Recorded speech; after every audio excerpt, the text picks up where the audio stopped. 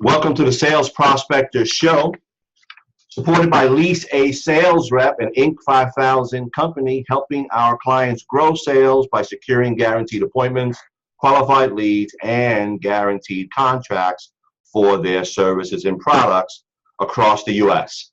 I'm your host, Gil Pagan.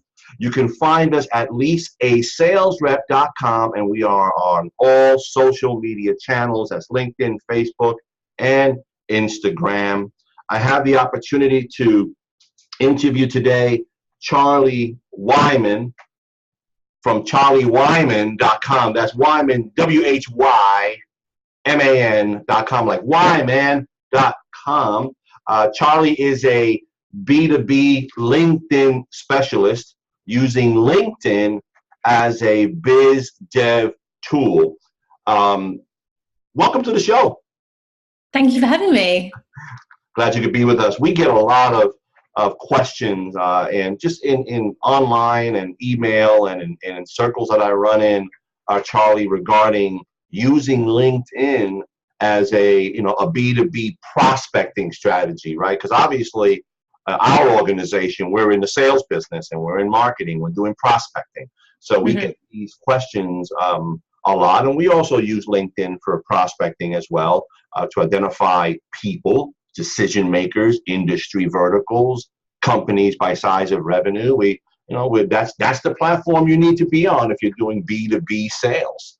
So one of the things that caught my attention about you, Charlie, is that in your in your presentation, one of the things you say is that if you want to make your business become more visible, stand out above the competition, and attract more of your ideal clients and leverage the power of LinkedIn to do it, then let's talk.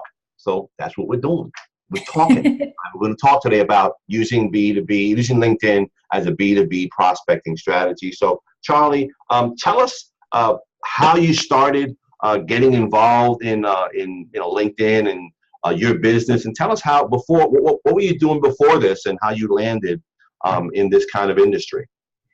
So we'll keep it B2B because that is your audience. So actually I studied engineering many years ago and decided very quickly that I didn't want to be an engineer. I love engineering, I love technology, but I didn't want to be an engineer. I was always very fascinated by human behavior and also actually being able to get the right sort of technology in front of the right people. So I had a very kind of like interesting start to my career, which landed me, it wasn't really an interview, it was more of a chat really. A woman that managed a project I was responsible for overseeing the grant funding for told me to go and talk to her husband because I was wasted at the company I was working for at the time and I should go and work for her husband. And that company, it was a small company at the time, there was 18 people, and they were a systems integrator, so an engineering company that integrated laser scanning technology to produce surveying equipment for the mining industry, surveying, engineering, highways, rail, you name it. If you can map it, we did it. Oh, that's great. And I think when I joined that company, I, to be honest, had no idea what laser scanning was, let alone what the surveying industry had to offer either. So I joined that company as a marketing assistant, despite having very limited experience in marketing. And I was responsible for the events and trade shows that we did around the world. So I traveled all around, and because I'm a very naturally curious person, my approach to marketing was to talk to the customers and talk to the people that were interested in that technology. And over a very short period of time, people kept coming to me with all of their sales questions. And I was like, okay, so I don't know the answer to that question, but I made it my mission to find out. But then because there was this great platform called LinkedIn, and I saw it as a huge opportunity because, as you know, from a sales point of view, if you go and meet somebody on the other side of the world at an exhibition, and they're only mildly interested in what it is that you're doing, you kind of have to wait another year before you're going to see them again. And for me, I was like, this is a really ineffective sales strategy. You got to wait all of this time. So LinkedIn was available, and I kind of just started using it to keep in touch with the people that I met at these events. And any question that they had to do with the technology, I answered those questions through content on LinkedIn. So hang on. So you went into the trade show kind of environment and went into attending some of these shows, right? So you were actually at a booth, right? So so a buyer, myself, I come up to the booth, talk to you for a bit, and then didn't buy, I suppose, right? Yeah. Then you wanted to stay in contact with me throughout the course of the year, and you found LinkedIn was a good strategy for that, and you were saying you started building content, I guess, and either were you putting the content on LinkedIn and then connecting with them on LinkedIn as a connection? Yeah. Okay, go ahead. Yeah, so anybody I met at the trade show, because I was interested in the companies that they worked for, or the companies that they had, and I found the fact that they were interested in what we were doing interesting, I was like, well, I want to keep in touch with these people. I want to find out what they're doing. And because we were selling very high-end equipment where the sales cycle could be anywhere between 12 and 36 months long. How much was the equipment? Give me a dollar value. So dollar value, about $500,000. Okay, go ahead. For a sort of basic system, like $100,000, but generally, sort of $500,000. Big ticket item. It's a big ticket item, yeah. Big ticket, yeah.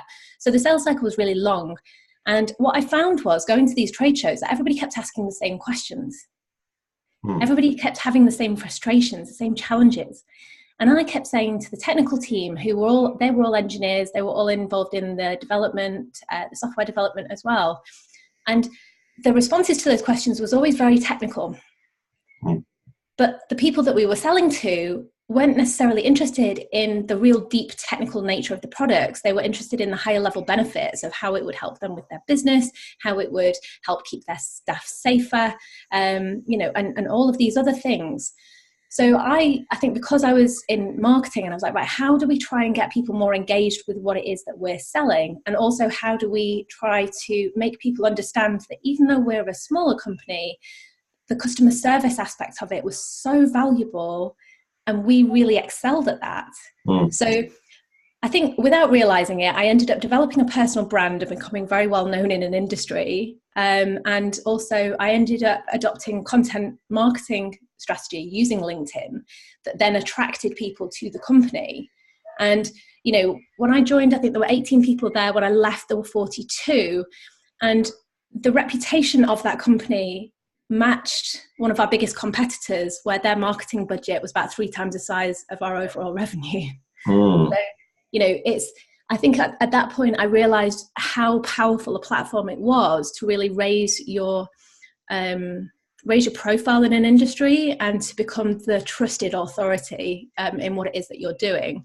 And then I just kind of replicated that process over and over again, kind of refined it, added different things and kind of made it my own a little bit. And then when I then got a job as a head of marketing for a group of companies that served the global shipping industry, again, it was just a case of I trained the sales team in that company on how to use LinkedIn from a prospecting and an inbound side of things as well. Okay, so interesting. So you learned to develop content that would address issues with this particular audience, pull them in, and make you kind of the subject matter expert, I suppose, in that space. And then you started sharing that with other marketing people in the company and the like, and that kind of got you into this B2B kind of LinkedIn kind of strategy development kind of, I guess, role. No, I wasn't sharing it with other marketing people. I went straight to the decision makers. Oh, I'm sorry. I thought you shared something about the people coming to you in the company. Maybe I misunderstood. No. So the people coming to me were people like genuinely interested in the product. So other companies so surveyors, surveying managers, surveying company owners.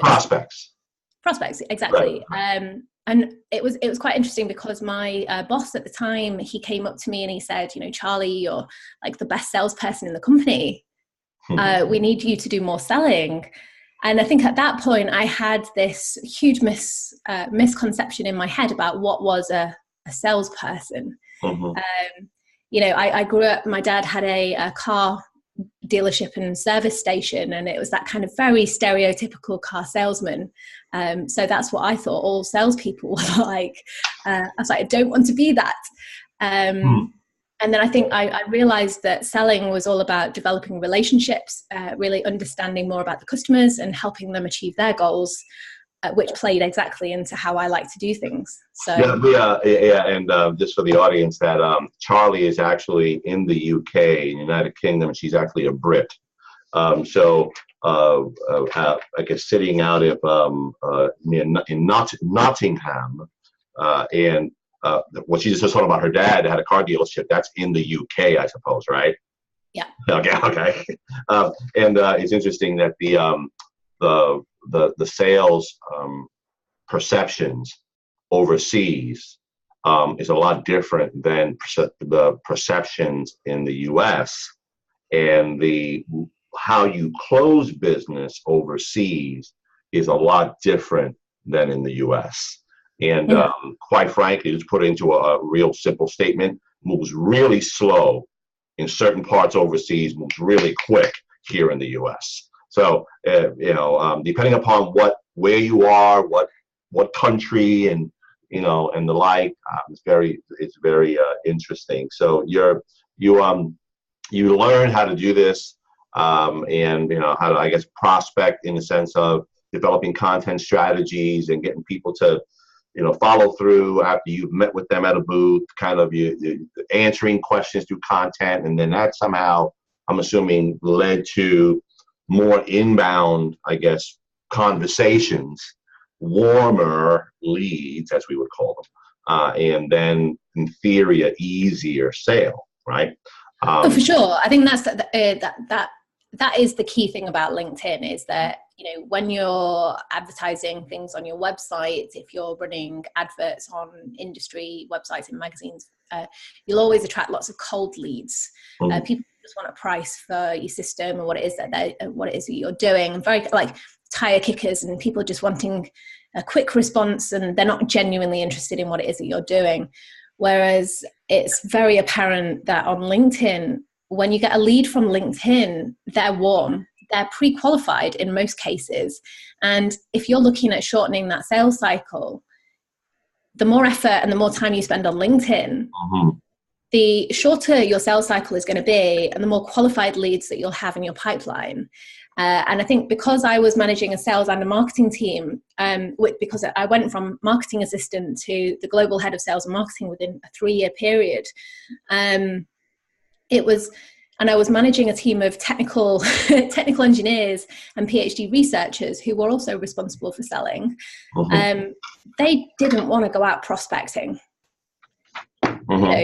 That was not their interest. So we had to kind of come up with more of a way to generate those inbound inquiries, because we were, from a sales point of view, we were out on the road all the time. We were doing demonstrations, we were out at events.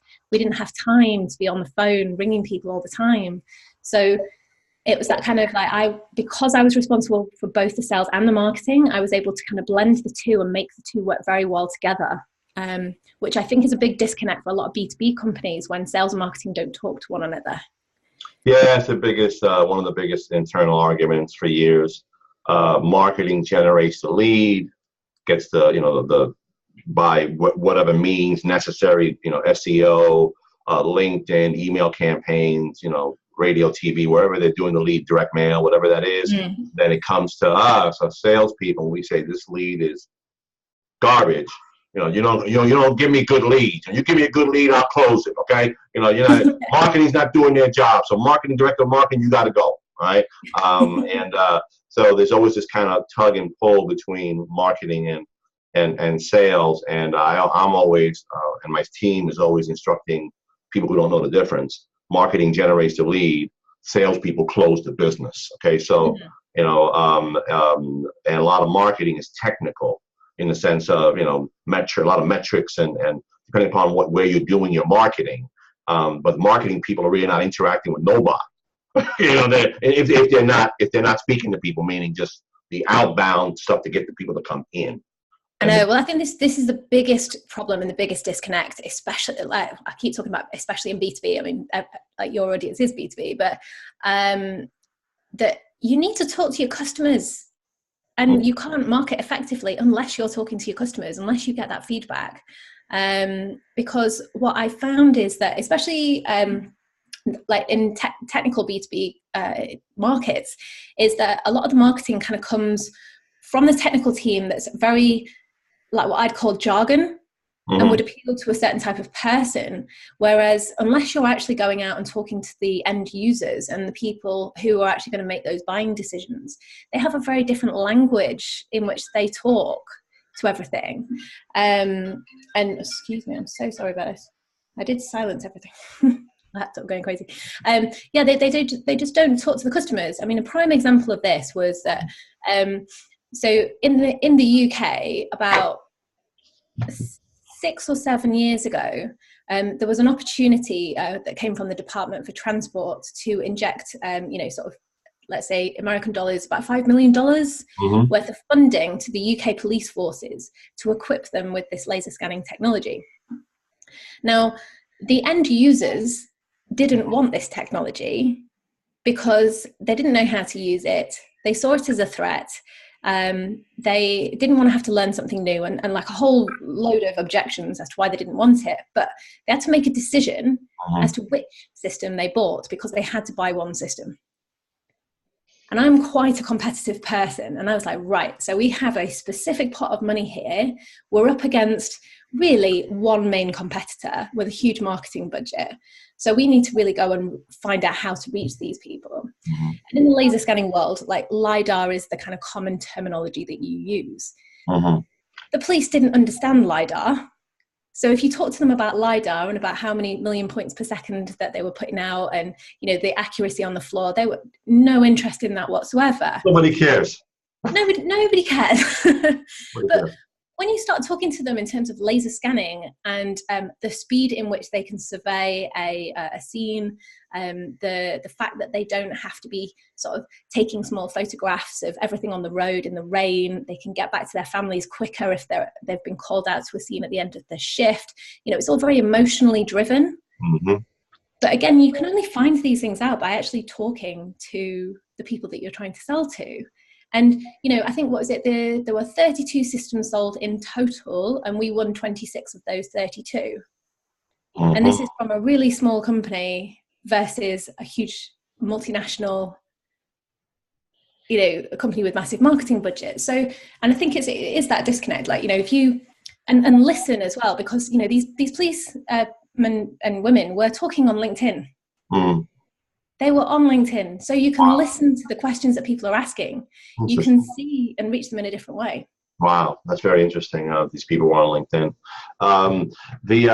Talk a little bit about tactics. Okay, a lot of people always want to know about specific tactics. So on let's say prospecting on LinkedIn. So if you are targeting a particular decision maker or vertical on LinkedIn, technology, software, healthcare, whatever the electrical manufacturing, obviously it's going to be different. Well, maybe the approach will be consistent. Maybe the way what you say may be different, obviously. But so take us through. Let's say we want to reach out to, let's say, my vertical. And I'm a company. And I'm selling some kind of a software into the electrical manufacturing industries, measurement tools, things like that. And I want to use LinkedIn as a platform to get to some of these product managers, purchasing managers, COOs, whoever's making the decision. Once I know who that is, but what would be the strategy? And an example to get to those people using LinkedIn. So the first thing is understand who it is. So if it's a COO, then you don't just want to be searching for people with COO in their job title. You also want to be searching for people that use it as a full chief operating officer, and also understand any other abbreviations that they might use. The other thing to do is that the LinkedIn profile is the font of so much information. And what I see a lot of people do when they're prospecting on LinkedIn is that they just go straight to the job title, straight to connect, straight to send a message, and go in that way without actually understanding who the person is behind the profile. Now, in some industries, the individual might not be very active on LinkedIn. So they may have a very basic profile, but they don't use it. There is a different strategy that you can use for each. But when you do have somebody that has a profile full of information, you can understand, if you have any mutual connections in common. Because if you can get somebody to make an introduction, that trust barrier it's already been reduced a little bit. So actually asking somebody to give you that introduction is really helpful. The other thing as well is that if you have a mutual connection in common, you can use it as a conversation starter and just, sort of say, oh, I met, Bob in the US at Spa 3D last year. How do you know Bob? And it's that, I think the key thing with prospecting, especially in B2B, is that a lot of people go straight in with the pitch. And people don't want to be pitched to. So it's that kind of like, try to find some information on the profile, whether it's a mutual connection, whether it's a previous experience, it's a school they used to go to, a college, a university, whatever. But just try and find some information to start that conversation. So the time invested is worthwhile because your conversion rate will then be much greater. So you say, Bill introduces me to Joe. And because we have a mutual connection, he's in my industry that I'm trying to reach out to. It's a COO of an electrical manufacturing company. I have this software product. What happens next? So once you've got that introduction, then it's a case of finding out, if it depends on what you're selling. If you're selling something that needs a demonstration, or you're selling something that you need to show them specifically, kind of want to either get them on a call or you want to arrange a meeting, then, I've always found that in my experience, if there's an upcoming event or conference, you can arrange to meet them at that conference because they're probably already going to be going to that. Okay. I got you. So I guess that's more this example that we're using for this discussion is more of a outbound connection strategy. Even though it's on LinkedIn, you're kind of making the initial contact. So it's really more outbound to try to make some kind of relationship happen.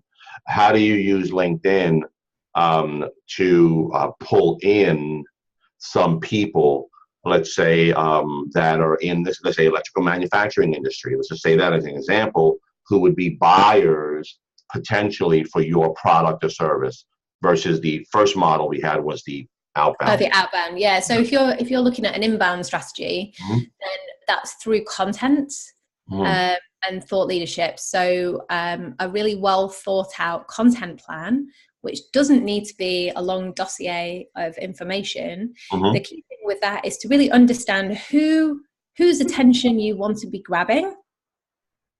Understand what are their common frustrations, what are their challenges, what are people asking of them on a daily basis, what's stopping them going home to their families when they want to, what's stopping them taking holidays when they need to.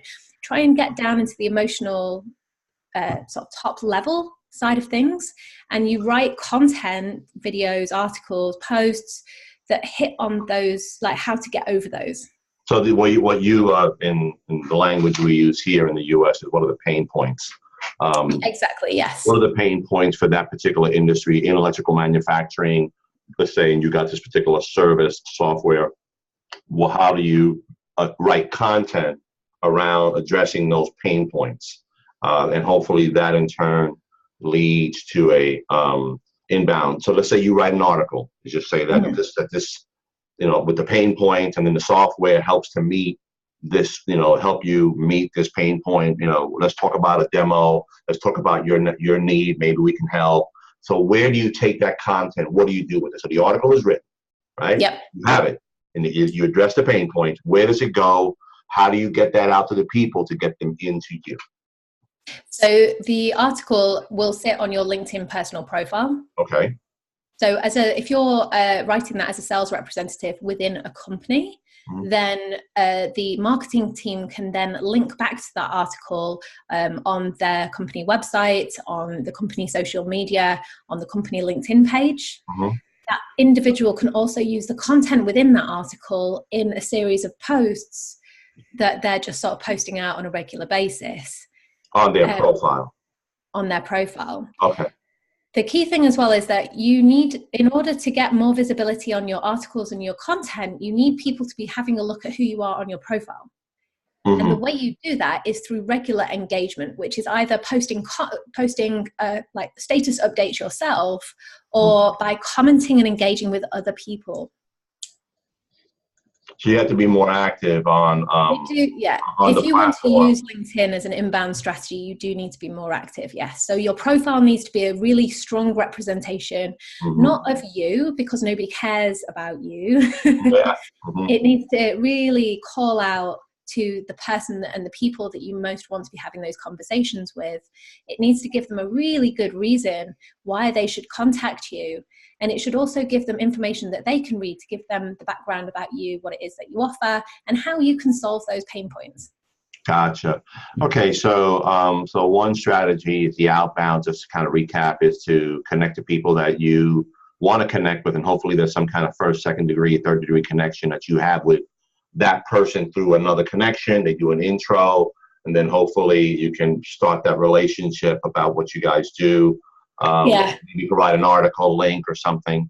The second part is the inbound strategy, where you're writing content, putting that on your LinkedIn page as updates. You also commenting in other areas and other places on LinkedIn. Hopefully, and again, that draws people back to your profile that has that stuff, that content. You also put it on your LinkedIn company page if you're a sales rep, to say, and also somehow link that to you, and then kind of makes your name come up more often, I guess, on different things on LinkedIn. Yeah, I mean, sales teams always love this when I do training, because I always say to the marketing department or the CEO or the head of department that your sales team are actually one of your biggest assets. And in terms of driving employee advocacy, your prospects and your customers are more likely to engage in content that's been produced by the sales rep individually than it is from the marketing team. So the marketing team does the content, and then the sales rep promotes it. Yes, as long as, All right. as long as the sales rep actually buys into that content, and it's something that they've, I think it's one of those, it's a habit that you get into. And I think more sales reps need to take more ownership on creating content. It shouldn't just have to come from marketing, especially in a B2B, because it's your sales reps that are on the ground. They're sales reps that are talking to customers every day. And what people, again, in B2B, it's still person to person, it's still human to human, and we need to humanize the sales and marketing relationship. So telling stories based on what's happened on a day-to-day. If you have a conversation with a prospect who asks you a question that you get all of the time, use that as inspiration for a post or a bit of content. You know, one of my most popular articles that I wrote on LinkedIn was the difference between accuracy and precision in surveying. And those two, a lot of people didn't understand the difference between those two, but they didn't ever want to admit it because it would make them look stupid, which is ridiculous because it's such a common question. You're confident in yourself. So it's another way of like helping, again, humanize it, helping people understand how the things that you're selling really benefits them on a basic level. Like really, like when I say dumb it down, I don't mean dumb it down to like ridiculous levels, but dumb it down so that people, when they're just scrolling, can understand it easily. I got you. And that's good. Don't overwhelm people with, like, you know, if you've got a product that has 10 different features, write an article or write a post about one feature in turn. Don't go full in with everything all at once. So as you're, no, it's good, that's good. As you're running around in these circles and trying to obviously help companies develop their B2B LinkedIn strategy and how to, prospect, and based upon, I guess, what industry vertical they're in, and I guess they'll come up with the strategy to do that.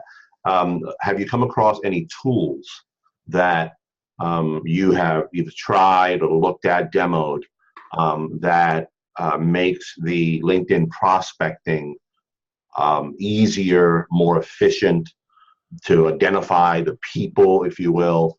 And can you go into that if you know of some that you've tried, and then secondarily, the benefits of doing a premium service, sales navigator, things like that. So like for our organization, obviously we do stuff at scale. So, we like to look at data and software that pulls in everybody and say, this is the market. We have 300, 500 companies with these guys with these titles, and these are the people that we want to go after because they meet our profile based on revenue, technology, software, industry, employees. Now, do they really need us? We don't know that yet, but we're identifying the who, the basket, and then we decide on the strategy to go after them. So I guess technology tools and LinkedIn premium services. Yeah. So if you're involved in prospecting and that is your job, then LinkedIn Sales Navigator is a fantastic resource because you get really advanced filters. You can very much specify company size, seniority, loads of very, very specific things that you can't do in the basic version of LinkedIn. What actually I found is that the majority of people that use LinkedIn Sales Navigator don't actually, they don't touch on any of these extra features. So if you're using LinkedIn Sales Navigator, you need to make sure that you know how to get the most out of it. The other thing you can do is you can create lists. So if you're targeting a particular market vertical or a certain segment of the industry, you can create lists of people so you can see their posts, and then you can then go and comment on those posts to engage it's like an indirect way of engaging with them. And that's what I love about LinkedIn is that, from a sales point of view, you've got two different routes. You've got a direct route to the sale and you've got a direct route to following up with people and contacting them. But you've also got an indirect way through engagement, through liking, through posting, because, it's the prospect's choice whether they engage with you. Oh, yeah. Sure. So LinkedIn Sales Navigator is great. The one thing to bear in mind with LinkedIn, that from a scaling point of view, if you're looking at scale, an outbound messaging strategy, in my experience, is not the most effective long-term strategy. Okay. Because the more connections you have on your personal network does not necessarily mean the more sales you're going to get. Even if it does mean that you say you get 5 sales in every 200 connections and you're connecting with thousands and thousands of people, at some point you're going to reach your limit, which LinkedIn is 30,000 connections. And what's the limit? I'm sorry. 30,000. 30,000. Okay, I'm not even near that. How many you got? I've got about 7, I think. 7,000. Yeah. Yeah, I'm like 25 or something like that. Yeah, but the challenge is if you want to pivot. So if you want to change industries at any point, if you want to go and do something slightly different, then you've actually got the wrong people in your network. So LinkedIn, from a personal point of view, is a really effective networking tool. However, from a prospecting point of view, it's a great research tool.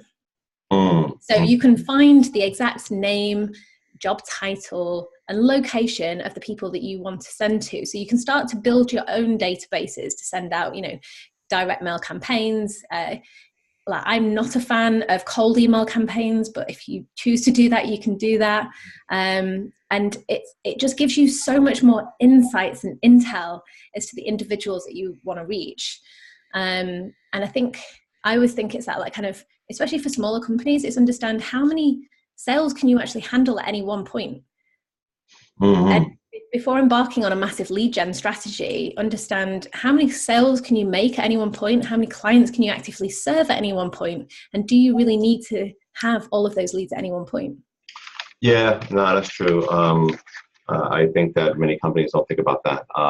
And can they actually close those leads? That's a whole other issue. They bring them in, but then they can't close them. Yeah, and I get this all the time with people. So a lot of my clients will come to me and they'll say, I built up this network of 13,000 connections and I'm not getting any business from them. Yeah. And it's like, unless the content that you're putting out is relevant to the people in your network and actually something that they want to read, consume, engage with, then you're just going to be wasting your time and you've got the wrong people in your network. There is no point in having a large network full of people unless you are engaging with them. Right. So yeah, obviously, hopefully that'll turn into business, and that seems to be again that one-on-one strategy. So with tools that you were saying as well. I mean, when back when I was, it was all about scale, and I came across some automated tools that helped you send connection requests and automate the whole process. So you defined who you wanted to connect with, who you wanted to send messages with, and you automated the whole process. And I was very good at writing content at that point, so I thought, there's no harm in doing it. But you know what, actually, even though I think because the content I wrote wasn't too bad, I didn't take too much of a hit in terms of a reputation. But I see very senior people in the industry ruin their reputation by sending spammy messages through automation.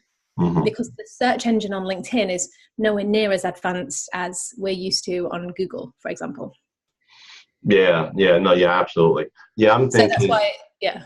No, yeah. What I was thinking was tools around pulling data off of LinkedIn. LinkedIn Sales Navigator is the one to go for. The reason for that is that external tools they're in violation of LinkedIn's terms and conditions. Okay. So things like Linked Helper, Duck Soup, Meet Leonard, which was a short-lived program a while ago. What are the other ones? I think Duck Soup was a big one at the moment. Sales Bath. There's quite a few others. So when you use those, you run the risk of LinkedIn actually locking you out of your account. Yeah, I didn't know about any of those. There are tools that pull from databases, and they pull from readily publicly available databases. 5 or 6, 7 that pull from Twitter, LinkedIn, Instagram. They pull from B2B. Let's say Hoovers. They pull from info. Yeah. They pull all this. So basically, they're data consolidator, right? So they pull all this information. And they've gotten really good at identifying criteria so that you can pull that information. And then if they have a LinkedIn profile, it'll pull that too. So you get all these data tools that kind of pull that data in, and then you can play with it. It comes out of the tool in an Excel spreadsheet. Let's say you can upload it into your CRM, or you can email from the platform. I think those tools are not in violation of LinkedIn. It's more of they are doing searches and they're pulling the data off of all these readily available searches. And Google and Yahoo and Bing and DuckDuckGo, whatever, they're pulling everything off and they're kind of consolidating that information. LinkedIn changed how they display your information a few months ago. So you used to be able to pull email addresses off LinkedIn very easily. I think they keep that away. There is a lot of people, especially in a B2B, they will use their personal email addresses as their main email address for their LinkedIn account, which actually is a very, very good strategy, because I know people that have used their business account, left the company, and then not been able to recover their account afterwards. Yeah, it's interesting because I have a certain philosophy. We have a philosophy here that personally I prefer to have a business email. Because the ones that are associated to LinkedIn many times are like a yahoo.com kind of, they don't check it very often until they're out of work. Then they're checking their LinkedIn, right? But we like the B2B one of the company, because when they do leave, they're still getting that email redirected to somebody else. So that's kind of that's our strategy, the way we prefer it. to have a business email. And there's pros and cons, about the LinkedIn, the B2B outreach strategy from our perspective. That many times people that you want to go after, let's say at the high level, Charlie, let's say the CEO of a $500 million company, he may have a profile on LinkedIn, but he's not there. Okay, so he's there in the sense of title and name, and he may have 500 connections, or that show anyway. But he may not really be there. So there's kind of like this. I don't know what the number is, Charlie, yet, but there's certain. I'm sure somebody's going to get to it. When you get to a certain size company, they're probably not going to be there. I don't know what that number is.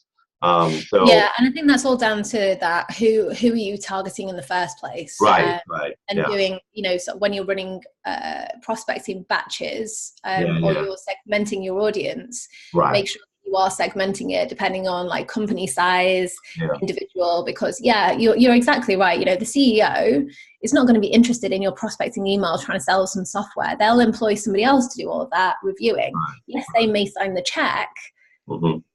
But they're not going to be the person that you actually want to be engaging with. And I think that a lot of people make the mistake that they just go straight for the decision maker with the message that actually should go to the end user.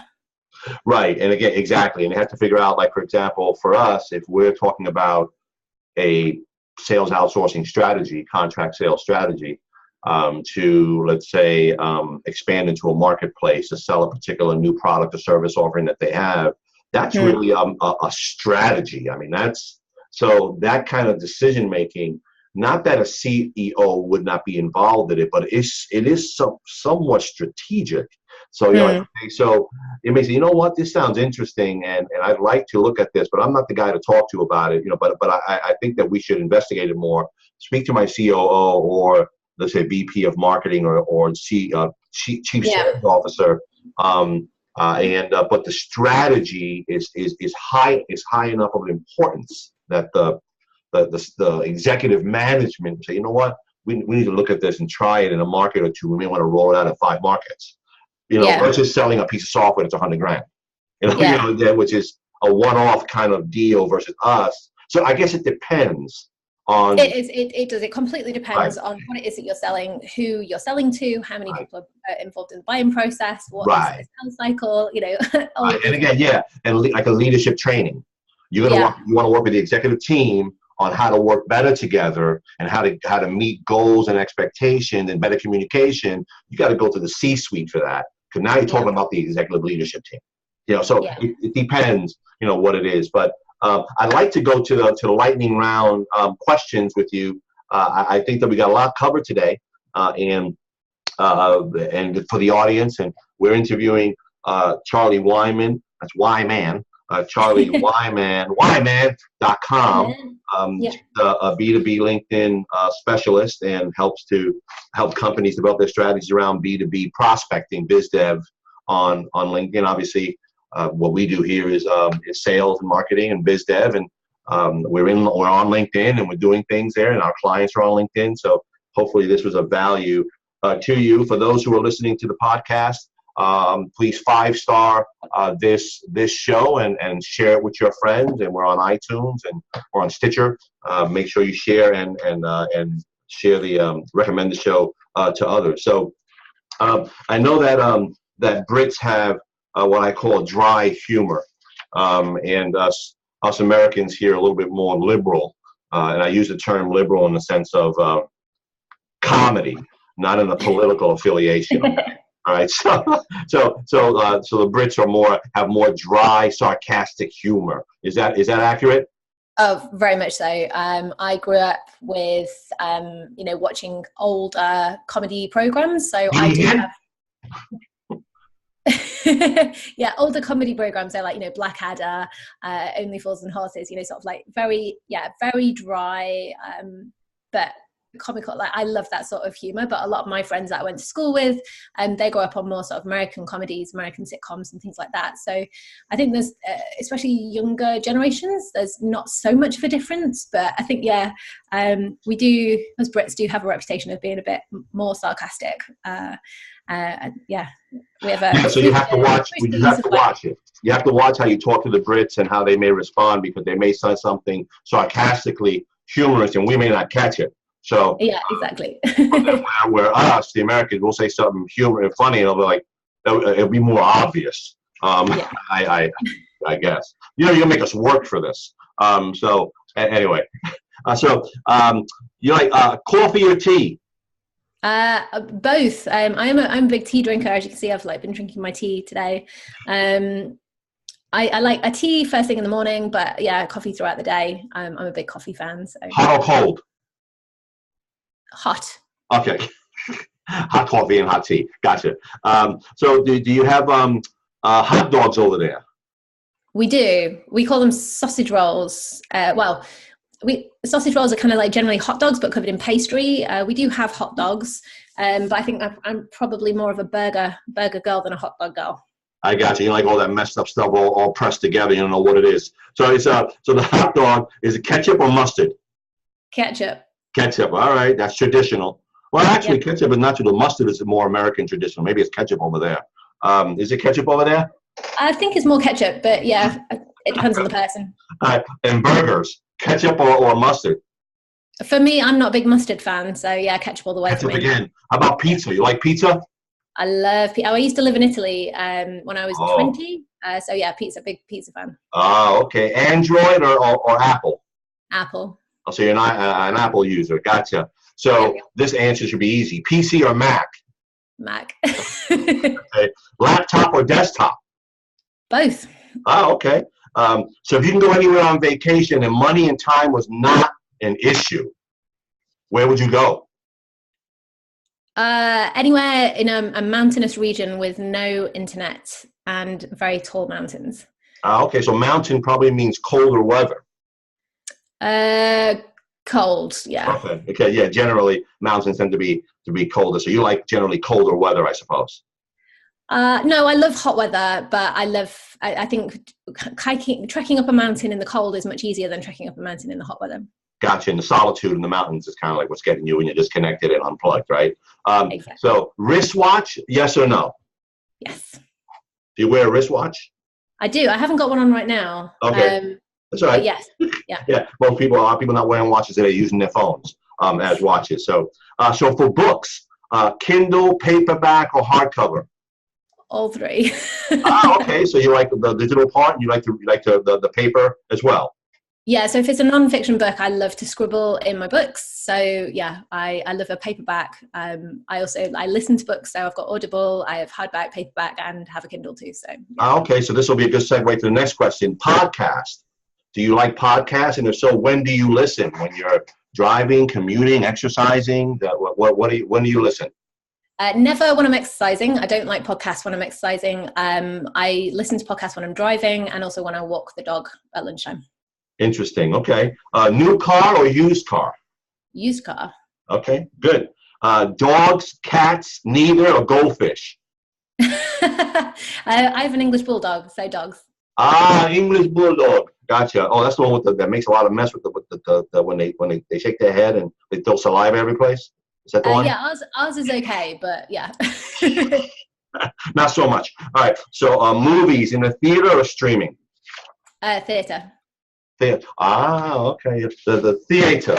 Gotcha. Yeah, theater. Yes. The theater. Well, listen, it's been great interviewing you. Thank you for your time today. I loved chatting with you about B2B LinkedIn prospecting and biz dev, and getting to know you a bit. And good luck with the business. You can reach out to her at charliewhyman.com, and hopefully we'll chat soon. Brilliant. Thank you so much. Great to see you.